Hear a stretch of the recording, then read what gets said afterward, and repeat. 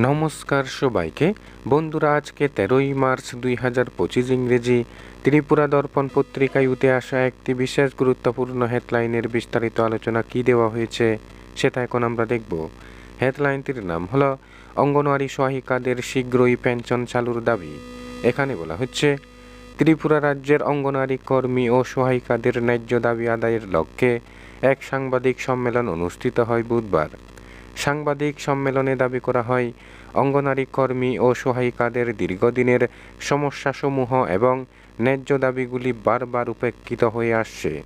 অঙ্গনওয়াড়ি কর্মীরা মাতৃ ও শিশুর পুষ্টি, স্বাস্থ্য এবং সামগ্রিক উন্নয়নের ক্ষেত্রে গুরুত্বপূর্ণ ভূমিকা পালন করলেও তারা দীর্ঘদিন ধরে অবহেলিত ও বঞ্চিত।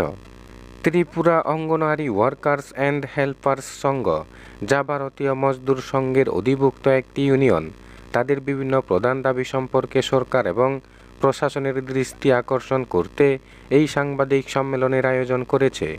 সংগঠনের পক্ষ থেকে অঙ্গনওয়াড়ি কর্মী ও সহায়িকাদের সরকারি কর্মচারীর মর্যাদা প্রদান, অঙ্গনওয়াড়ি কর্মীদের ন্যূনতম মাসিক বেতন 24,000 টাকা এবং সহায়িকাদের ক্ষেত্রে 21,000 টাকা নির্ধারণ, অবসরের পর অঙ্গনওয়াড়ি কর্মীদের 5,000 টাকা এবং সহায়িকাদের 4,000 টাকা মাসিক পেনশন প্রদান সহ আরও 7টি গুরুত্বপূর্ণ দাবি সম্পর্কে উল্লেখ করা হয়।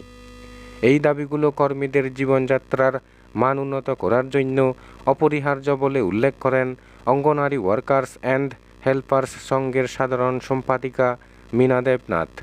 অঙ্গনওয়াড়ি ওয়ার্কার্স অ্যান্ড হেল্পার্স সংঘের পক্ষ থেকে জানানো হয়, যদি সরকারের পক্ষ থেকে দাবিগুলি না মানা হয় তবে তারা বৃহত্তর আন্দোলন গড়ে তুলবে। ভারতীয় মজদুর সংঘের অনুমতিক্রমে এই আন্দোলন সংগঠিত হবে বলেও উল্লেখ করেন তারা। অঙ্গনওয়াড়ি ওয়ার্কার্স অ্যান্ড হেল্পার্স সংঘের পক্ষ থেকে রাজ্য সরকারকে অবিলম্বে এই দাবির প্রতি মনোযোগ দেওয়ার আহ্বান জানানো হয়। বন্ধুরা, খবর আপাতত এই পর্যন্ত। বন্ধুরা, ভিডিওটি ভালো লাগলে লাইক, শেয়ার, সাবস্ক্রাইব করে আমাদের সঙ্গে থাকুন। ধন্যবাদ সবাইকে ভিডিওটি দেখার জন্য।